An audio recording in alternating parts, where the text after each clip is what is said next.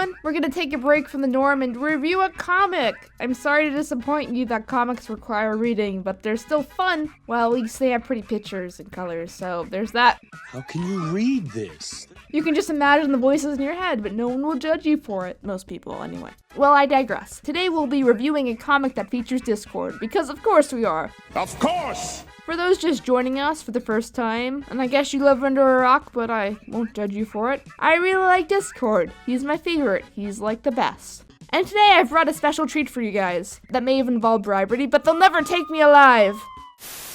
Well, anyway, Thom, with an H there. Get it right.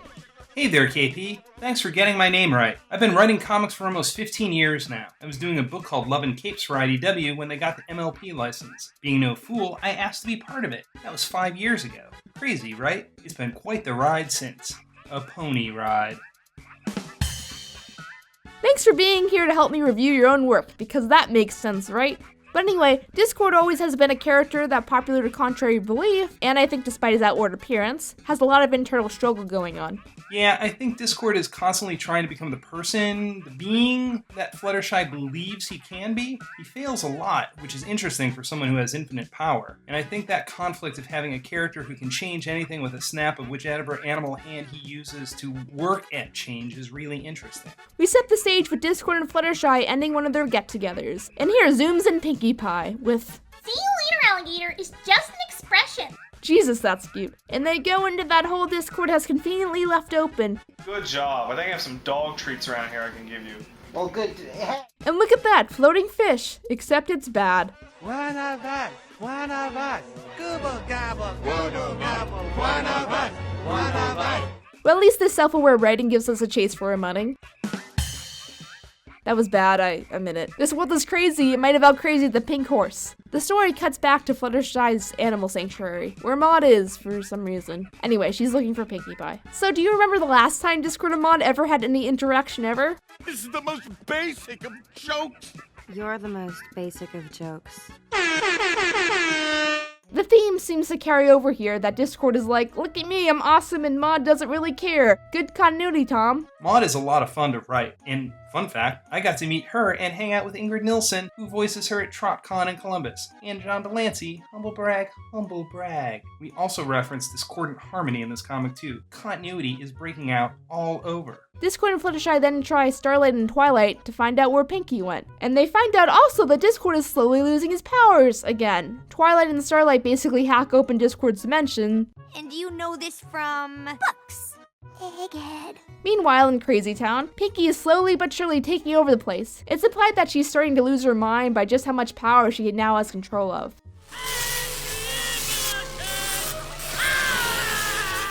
Back in the horse dimension, we go with the Noah's Ark style and go to his dimension via boat. Discord then proceeds to explain that Pinkie's control has hindered his powers. How does that all work, Thom? How do we see that Discord's powers are linked to his home dimension? I figured Discord has to get his powers from somewhere, and since he's got his own dimension, there has to be some sort of connection.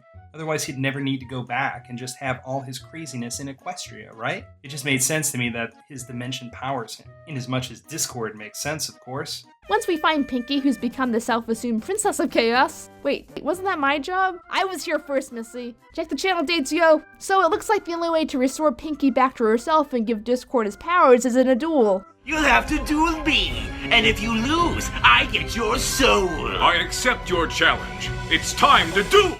Shout out to my favorite joke in the match, the editor notes. I imagine that was inspired by real-life events, huh, Thom? Bobby Curnow is a prince among men. This joke was complete fiction. Also, not for nothing, but he edits Star Wars adventures, which I'd like to write, so he is perfection. Bonus points for the public domain joke as well. See what I mean when I say Thom's writing is self-aware? Anyway. After an intense battle, Discord corners Pinkie due to her lack of creativity, which is hilarious, by the way. Everything is set right again. Discord eventually has an empathetic moment with Pinkie Pie to explain the importance of not doing that again. It's like he's having character development or something. Woo! I like doing development where I can. It's hard when you essentially have to put all the toys back where you found them. Even so, I think we get some here. I think what saves the day in this comic is both its ingenuity and its creativity. I'm not saying it because Thom's right there, I promise. There's a lot of moments that are both funny, in character, and that keep the reader's attention, on top of some beautiful visuals displayed. My favorite are the fourth wall jokes personally, because I like when characters are self-aware. Personal space, yo. Oh, sorry. When writing a character like Discord, it can be chaotic sometimes because you have to keep in mind both Discord's presentation as a chaotic being and his actual character, something that the show has had to balance with varying results. Ugh.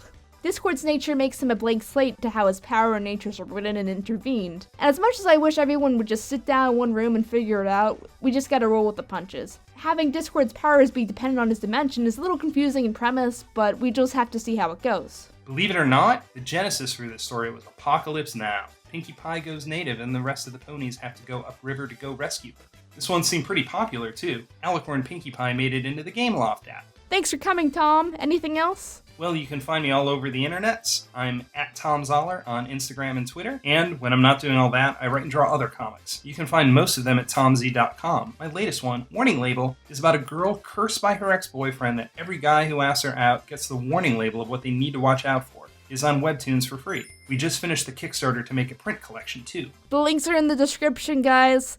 And that's all, folks, except it's not time for the ending gag. Oh, hey, I see you over there. You wanna fight, bro? Are you ready for the smackdown?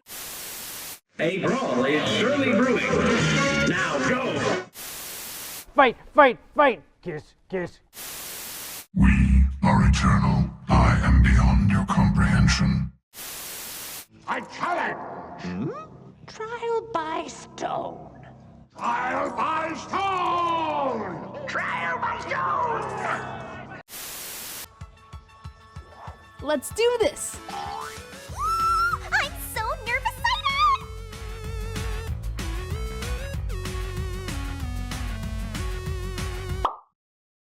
know!